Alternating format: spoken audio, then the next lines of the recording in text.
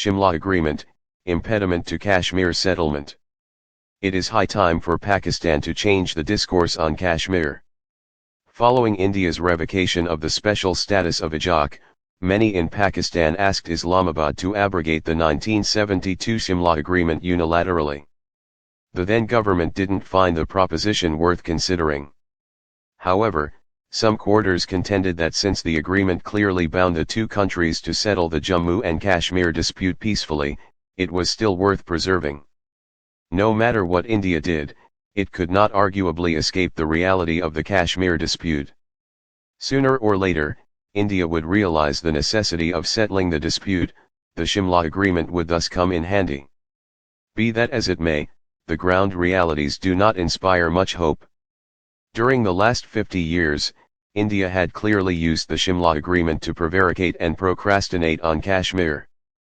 And finally, it almost crossed the Rubicon on August 5, 2019, rendering the Shimla Agreement literally nugatory.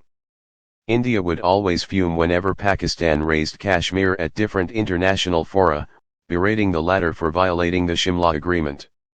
It is, therefore, important to revisit the agreement itself and set the recurring controversies at rest.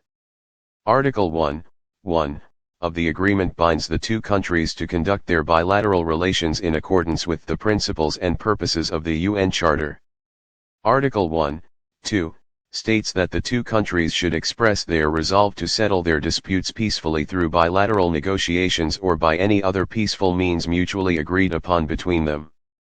Article 4.2 of the agreement says, in Jammu and Kashmir, the line of control, resulting from the ceasefire of December 17, 1971 shall be respected by both sides without prejudice to the recognized position of either side.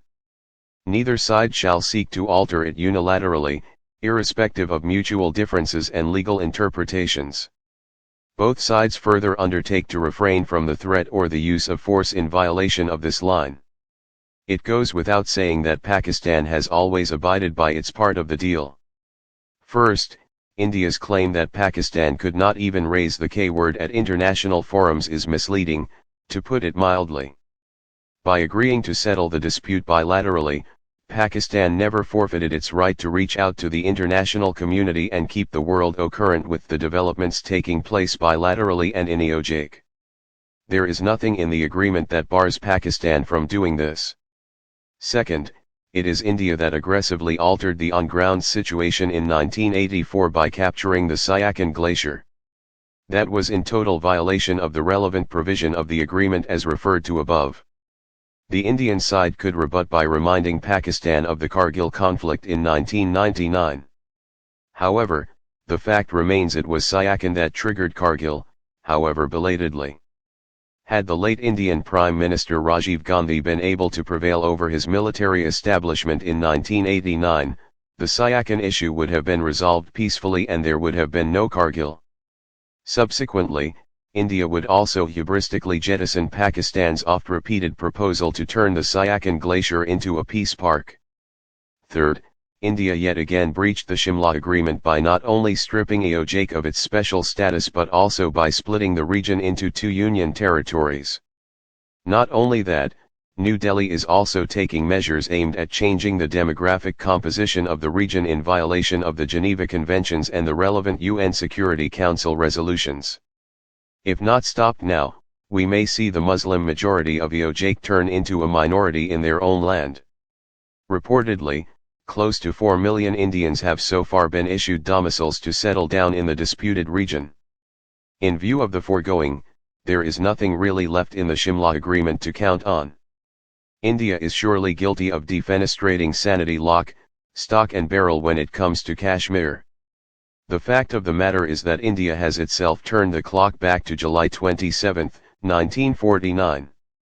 On this day, India and Pakistan signed the Karachi Agreement establishing the ceasefire line between the two sides of Kashmir.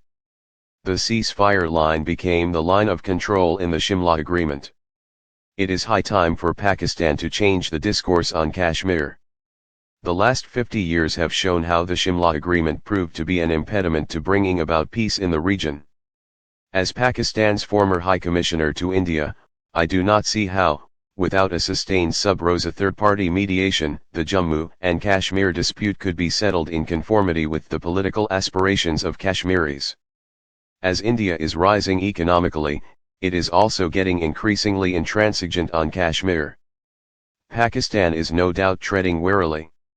It remains to be seen if Islamabad is able to get its act together in building enough pressure on India to settle Kashmir. Days for candy floss diplomacy and playing possum on Kashmir have long gone. Pakistan and Azad Jammu and Kashmir need to take the following 3 steps immediately. Islamabad should appoint a special envoy on Jammu and Kashmir with a clear mandate to prepare a comprehensive plan of action aimed at building pressure on India to settle the dispute once and for all. 2.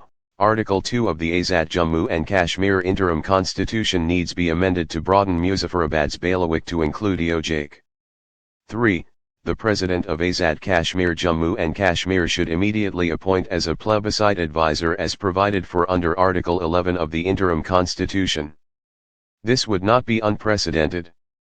In 1990, a plebiscite advisor was appointed during the government of Raja Mumtaz Hussain Rathore. These 3 steps, I am confident, would go a long way in taking the Kashmir cause forward. Islamabad and the Kashmiris must roll up their sleeves. We cannot expect the world to stand with us on Kashmir if we ourselves remain reluctant to make a difference. We must not let pessimism permeate our Kashmir diplomacy. Despite heavy odds, we can still do many things on different fronts, pressing India to come to the negotiating table to settle Kashmir up front. A Swedish proverb says, "Those who wish to sing will always find a song." Published in the Express Tribune, July 21, 2022.